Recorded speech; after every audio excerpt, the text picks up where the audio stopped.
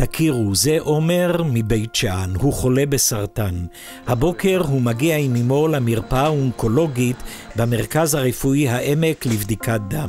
אם תוצאות הבדיקה לא תקינות, הם ייסעו שוב להתאשפז בבית החולים שניידר בפתח תקווה, מרחק נסיעה של 1.5 שעות. זו המציאות של רבים מחולי הסרטן בצפון לנדוד בין מרכזים רפואיים. נסיעה ארוכה שהייתי תמיד מוותר עליה, ולמה לא לקבל את זה פשוט בעפולה? התקופה היא מאוד מאוד אינטנסיבית מבחינת הנסיעות וטיפולים. היו פעמים שרק חזרנו משניידר, אחרי 5 דקות של שהייה בבית, עלה לו החום, מצאנו את עצמנו חוזרים. הטיפול המפוצל של עומר ושל שאר חולי הסרטן הוא עקב חוסר בשירותים חיוניים שקשורים לטיפול בסרטן. הטיפול אמנם מרוכז כאן בעמק, אולם בהיעדר אמצעים כמו מכון הקרנות ומחלקת אשפוז אונקולוגית, הטיפול מתפצל. אנחנו בית חולים שמרכז אוכלוסייה מאוד מאוד גדולה בצפון מזרח המדינה. מדובר במאות אלפי אנשים. אנחנו צריכים לזכור שהרבה מאוד מהמטופלים פה אין להם את היכולת, לא הכלכלית ולא הפיזית, להתנייד ממקום למקום. זה השיחות הכי רגישות. אנשים, העולם שלהם חרב באותו רגע, ואז אתה צריך להתחיל להסביר להם שטכנית הטיפול מתפצל, חלק פה, חלק לא פה. זה נורא. זה נורא לנו, זה נורא להם. ההתרוצצות הממושכת בין בתי חולים בתקופה כל כך רגישה בחיים היא טראומטית. חלק מהמטופלים נאלצים לנסוע ולחזור כל יום. אחרים נאלצים להתנתק מהבית ומהמשפחה ולגור במרכז. כך או כך, המחיר הנפשי והנטל הכלכלי כבד.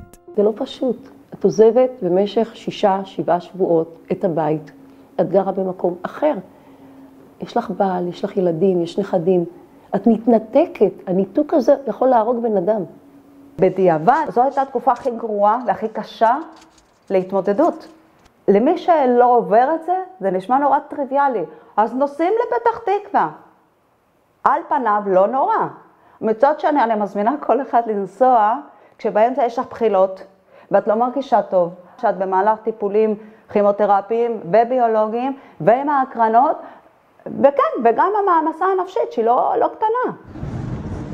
התחושה היא של אי שוויון, שאתה בעצם משלם ביטוח לאומי, מס הכנסה, קופת חולים, כמו תושב המרכז, ואתה מרגיש שאתה מקבל הרבה פחות. אנחנו חולי סרטן שנמצאים בעמק ומגיע לנו כל הטיפול הדרוש, כולל הקרנות, אין דבר כזה. אני מאמינה שלכל אזרח במדינת ישראל יש את הזכות לקבל טיפול רפואי באיכות גבוהה, בקרבת הבית והמשפחה. המרכז הרפואי העמק מקדם בימים אלה תוכנית להקמת מרכז סרטן מתקדם שירכז את מכלול הטיפולים לחולי סרטן. מכון הקרנות, מחלקת אשפוז אונקולוגית, מרפאות לטיפול יום, מרכז לבריאות השד, אונקולוגיה של ילדים ועוד. אנחנו מדברים על עלות של 200 מיליון שקל. זה אתגר משמעותי, ואני מאוד מתרגשת לראות את ההיענות של תושבי הצפון ואת ההבנה שלהם עד כמה זה חשוב ואת הנכונות שלהם באמת לתרום. כולנו יכולים להיות חלק במעמד של מרכז רפואי העמק להקים כאן מרכז לטיפול בסרטן. יד ביד עם הקהילה, חולי הסרטן יקבלו כאן טיפול כוללני, איכותי וקרוב לבית. בעזרתכם נהפוך חזון למציאות.